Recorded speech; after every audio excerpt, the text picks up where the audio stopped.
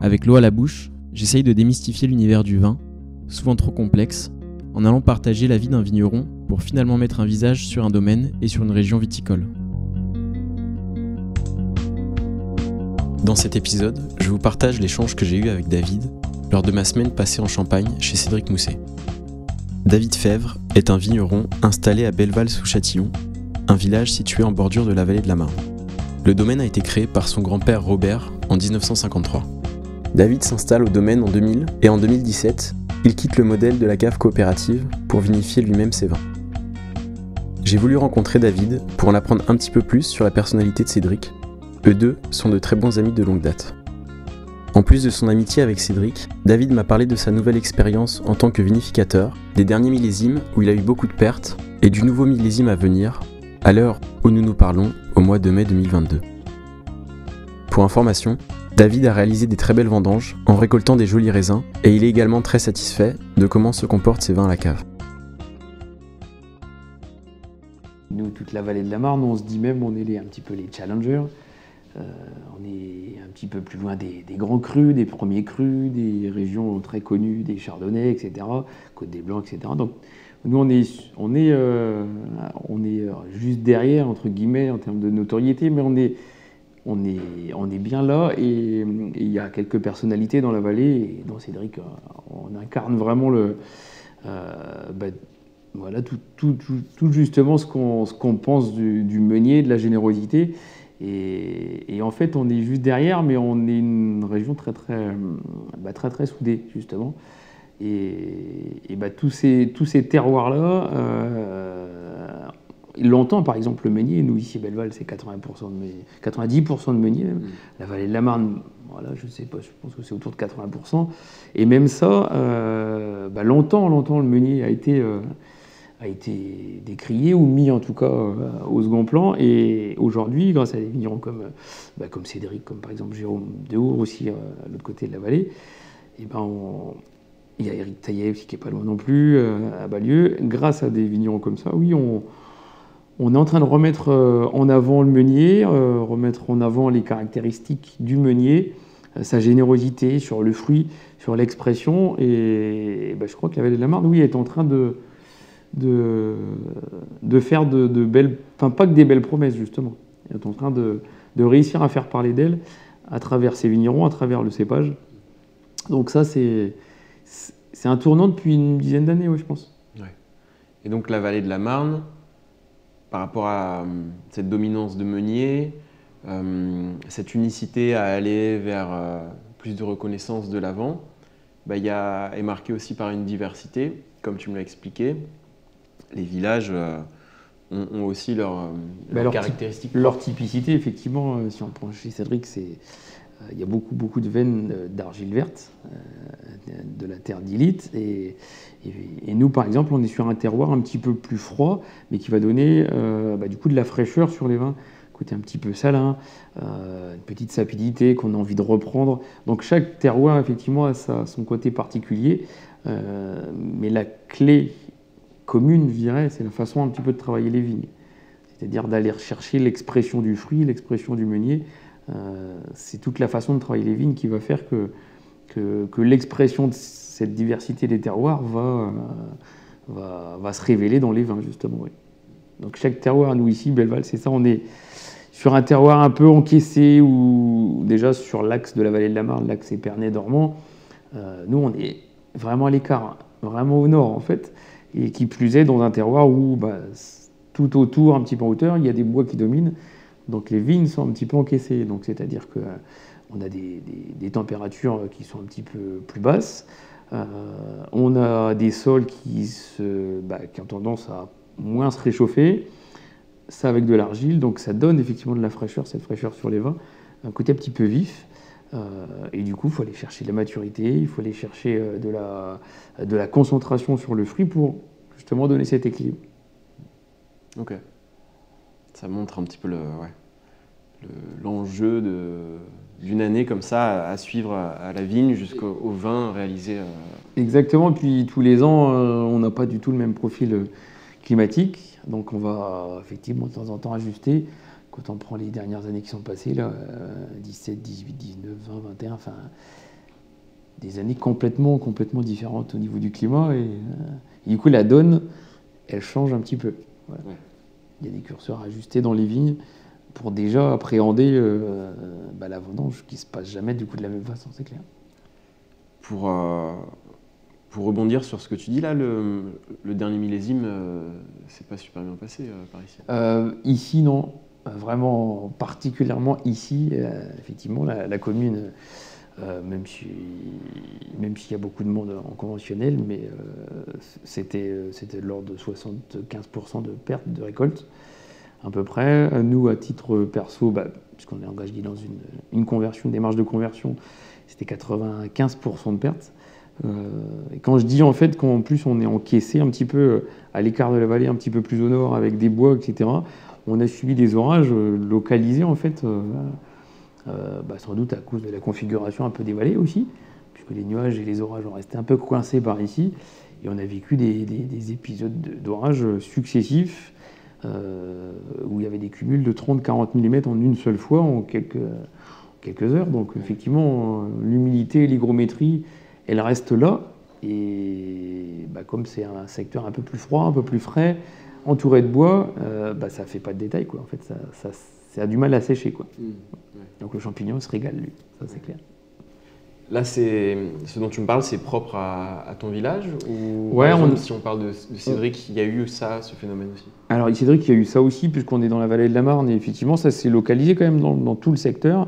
Après, si on compare vraiment les pluviaux, parce que c'est quand on compare les pluviaux, c'est là qu'on va chercher finalement le pourcentage de dégâts ou des telle ou telle attaque sur notamment le mildiou. Alors, il a pris un petit peu moins d'eau, mais il y a eu de gros dégâts aussi sur son secteur. Je crois que la vallée de la Marne a été... et on est sur un axe, en fait, on a de toute façon la Marne. Les orages, elles suivent un petit peu les champs, les champs magnétiques de l'humidité, et ça suit un peu, et ça s'encaisse dans la vallée. Sauf que nous, ça s'est encaissé, puis c'est un petit peu resté dans le coin. Ouais. Voilà. Et donc c'était quoi? Surtout mildiou qui a fait des dégâts? Oui, c'était surtout mildiou. Alors on a eu à commencer l'année au mois d'avril, on a eu un bon épisode de gel. On s'en était pas forcément rendu compte, mais je pense qu'on était de l'ordre de 40-50% de gelée. Pareil, on est aussi on retrouve de toute façon ici ces terroirs humides, ces terroirs frais. Et les températures où on est limite à zéro sur des terroirs un peu moins exposés, ici on est de 2 degrés en dessous. Donc forcément les gelées, ça fracasse tout de suite plus. Donc qui dit fracassé, il y a eu de la perte de bourgeons, perte de récolte, mais il y a aussi un affaiblissement de la vigne en fait. Elle était stressée toute l'année, et après c'est le mildiou qui a pris le relais, puisqu'on a eu sur 2 mois, entre mai et le 14 juillet, on a eu pratiquement l'équivalent de moitié de ce qu'on a en une année d'eau. C'est-à-dire qu'on a eu à peu près 400 mm d'eau, et en temps 800 sur une année complète. Voilà, donc ça... Okay. C'est le mildiou qui a pris toute la place. Compliqué de faire avec, ouais. Je crois que c'était l'équipe à la vigne avec qui j'étais cette semaine chez Cédric qui me disait qu'il mettait le chauffage en été. Ouais, c'est fou, ouais, avec des températures très fraîches, avec... une hygrométrie pendant 2 mois, incroyable, au-dessus de 90%. On a vécu des extrêmes assez violentes, c'est clair. Et si on parlait de tendance, les derniers millésimes sont assez compliqués ici? En fait, on a vécu 2021 assez violemment. Et du coup, avant de commencer la saison...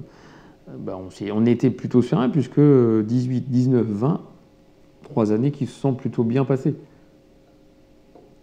18, une récolte assez importante. 19, un millésime très très bien équilibré au niveau de la maturité, au niveau de la production.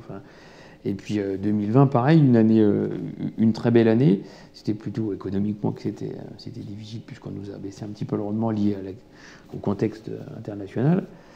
Mais d'un point de vue culturel, non, 18, 19, 20, superbe. Donc on recommence 2021 avec les mêmes façons de travailler, si ce n'est même en poussant encore plus. On dit on va continuer un mix entre la viticulture bio et un peu de biodynamie avec des plantes, etc. Mais sauf que là, sur une année extrême comme ça, la prise de risque, elle a été sanctionnée direct en fait. Donc une année 2021 de remise un petit peu en question quand même, forcément, puisque quand on ne fait pas de récolte, ça peut pas. Une, ça peut passer, deux, ça passera pas, donc voilà. C'est une année de remise en question 2021. Ouais. Si on parle plus du vigneron, de l'homme, et de ton pote Cédric, comment tu caractériserais un peu son travail en tant que vigneron, tu vois, et puis ce qu'il amène, et puis sa personnalité de pote, quoi. Cédric, au-delà de l'ami, parce qu'on se connaît depuis extrêmement longtemps, je crois que c'est quelqu'un de très, très, très engagé dans tous les domaines de son métier, que ce soit sur la partie des vignes, que ce soit sur la partie des vins, que ce soit sur la partie commerciale. Et puis après, il est également engagé dans une partie importante, c'est c'est un peu comme une locomotive quand même. C'est-à-dire qu'il emmène aussi du monde dans son histoire, dans ses expériences, dans son quotidien. Donc il n'est pas avare de partager. Alors en plus, c'est sa façon d'être optimiste, mine de rien, parce que quand on vit 2021, oui, effectivement, il a subi aussi beaucoup de pertes, même s'il n'est pas loin, même s'il a subi beaucoup de pertes, mais ça reste quelqu'un d'optimiste. Mais du coup, des gens comme ça en Champagne, parce qu'il ne rayonne pas que dans la vallée, il rayonne, tout le monde le connaît en Champagne, il bouscule un petit peu les codes. Il n'y a pas très longtemps, c'était lui qui était précurseur dans la façon de vendanger, par exemple, avec des tout petites caisses. Voilà, donc ça impulse aussi d'autres choses, ça fait prendre conscience de ce qu'on pourrait améliorer. Donc là, il y a son histoire de soufre, il y a plein de choses sur lesquelles il va tester, il va titiller. Il y a des fois des choses qui marchent, des fois des choses qui marchent moins bien, mais à s'en remettre tout le temps en question, en fait. Ça, c'est assez impressionnant. Alors, se remettre en question, pas d'une manière négative, mais de dire, mais qu'est-ce qu'on peut améliorer? Il me dit toujours, goûte tout. Ouais. Goûte tout, parce qu'effectivement, du coup, ça nous permet de prendre du recul par rapport à notre approche à nous. Et c'est important d'avoir toujours un œil extérieur sur ce qui se passe. Et lui, il est comme ça, effectivement, de dire, on goûte plein de choses, quitte à même de temps en temps les goûter à l'aveugle, justement pour savoir... pour faire le palais, et puis pas forcément se comparer, mais se dire, tiens, moi, mes pistes d'amélioration, elles peuvent être là, on peut aller explorer des choses en vinif, et du coup, il a un œil extérieur, et il dit toujours, moi, je goûte pas mes vins. Quand on est entre copains comme ça, j'amène pas mes vins, on goûte d'autres choses. Et ça, effectivement, moi, cette approche-là, je l'avais pas avant de commencer cette deuxième partie de métier, parce qu'il n'y a pas très longtemps qu'on vinifie, et du coup, forcément, plus on en goûte, et c'est véritablement vrai, que je lui ai encore envoyé un message hier soir là-dessus, plus on goûte, plus on a d'outils dans la caisse à outils pour nous s'améliorer, tout simplement. Là, on est au mois de mai. C'est un peu tôt pour dire ce qui se passe à la vigne, même s'il y a eu des petites vagues de gel en France. Il me semble que Cédric a perdu un peu de chardonnay, mais que globalement, ça va. Oui, ici, c'est les chardonnays qui ont démarré un petit peu plus tôt, qui ont pris. Donner les dégâts exacts des pertes, c'est un petit peu difficile. Peut-être 40-50% en bourgeons détruits. Ça ne se matérialise pas toujours en perte de récolte. Donc il faut attendre encore un petit peu avant de faire les calculs des gelées, mais elles ont été moins importantes que la dernière. Donc déjà là, les 5 glaces arrivent la semaine prochaine. On pense que, les températures sont bonnes, donc il ne devrait pas y avoir de problème là-dessus. Après, effectivement, c'est début mai, là, c'est trop tôt pour dire. Mais en tout cas, les premiers bourgeons qui sortent, les premières grappes qui sortent des bourgeons, on a l'impression effectivement de voir de belles promesses. Et partie cave, du coup, les vins qui, eux, sont terminés. Les vins qui sont terminés, on est par exemple encore sur du millésime 18. Donc on a 19 qui arrivent avec une belle année également. Donc là-dessus, on avance aussi, parce que 18, moi, c'est comme mon deuxième millésime, c'est ma deuxième. Donc j'ai surtout la préparation de 2022 beaucoup en tête, parce que 2021, moi, j'ai pas pu m'exprimer en termes de vinif. On s'est exprimé juste en fait sur une nouveauté, c'est qu'on a fait que du coteau champenois, parce qu'il n'y a pas beaucoup de raisins dans les vignes, et je me suis dit le peu que j'ai, je vais essayer de l'exploiter au maximum. Donc on a fait un coteau champenois, on l'a récolté et égrené manuellement pour avoir des petites billes et à essayer d'avoir une concentration sur le fruit très très sympa, sur du meunier. Donc il n'y a que ça que j'ai pu faire, j'en ai fait 4 barriques, enfin, c'est vraiment rien du tout. Et du coup je pense beaucoup à ce que je vais imaginer pour 2022. Ça c'est sûr, parce que voilà, on a fait notre première vinif 17, 18, 19, 20, on était sur encore une phase de démarrage, et pour 2022, j'ai vraiment envie d'explorer des choses en fait, et aller un petit peu plus loin encore dans la maturité, dans la baisse de soufre. Voilà, j'ai envie de tester plein de choses en 22. Voilà. L'idée c'est, comme j'ai pu l'entendre, de pas mal avancer, tenter, ouais, c'est ça. On en a parlé même, ouais. D'aller vers un peu la compréhension de ces vins, de ces parcelles, du climat, etc. C'est ça, ouais. On a eu une phase de démarrage avec effectivement des choses qui m'ont rassuré, parce que quand on switch un modèle comme on a fait en une année, on se dit est-ce que je vais arriver à faire du vin, puisque je n'en faisais pas avant, est-ce que je vais arriver à faire du vin, est-ce que je vais arriver à être vinificateur, est-ce que je vais arriver à sortir des choses sympas du terroir que je ne connaissais pas non plus. Donc je suis un petit peu rassuré, mais en attendant, on attend d'explorer encore d'autres choses.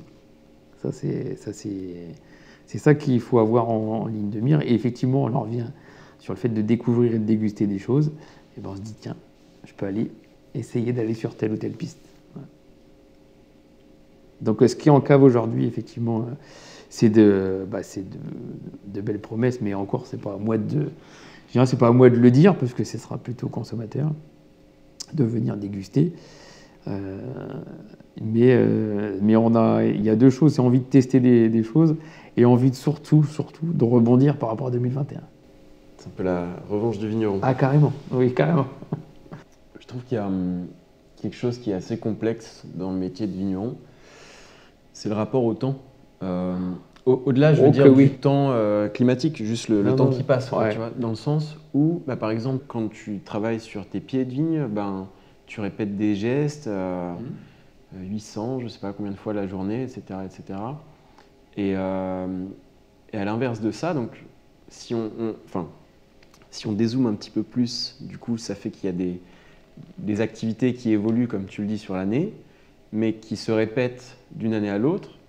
Et donc finalement, pour le vigneron qui est vraiment embriqué entre de la répétition de gestes sur du quotidien, à la vigne notamment, et puis des années qui se succèdent, qui s'enchaînent, tu as ce truc-là d'arriver à se dire, tiens, comment par apprentissage, mais aussi par curiosité, intérêt, comment j'évolue moi en tant qu'humain. Il y a ce qu'il faut faire, évoluer. Et c'est ce truc de dire, tiens, faut pas que je m'ennuie, entre guillemets, faut que j'expérimente. Donc ça passe aussi par peut-être des cuvées différentes, quand tu fais des choix différents, de se dire, tiens, moi je suis pas juste une répétition de gestes, mais je vois la chose sur des années à venir. C'est clair.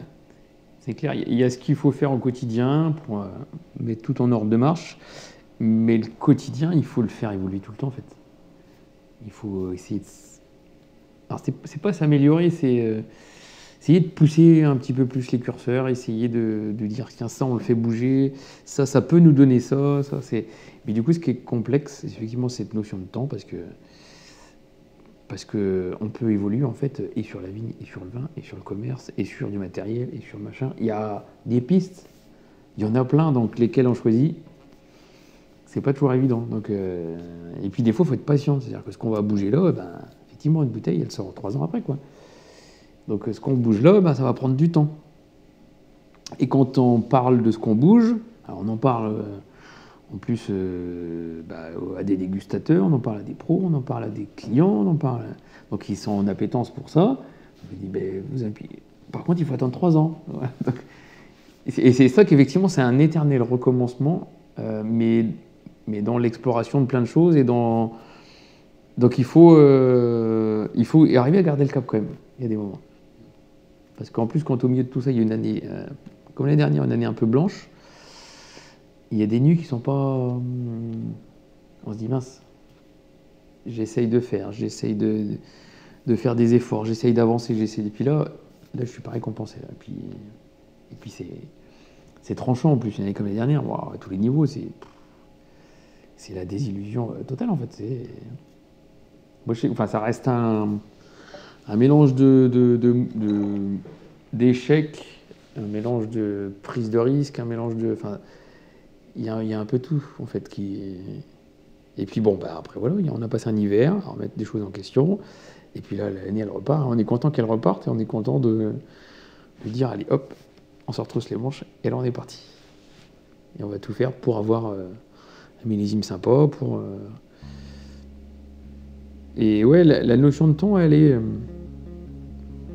Parce que c'est une passion, en fait. On le vit pas comme un métier, nous.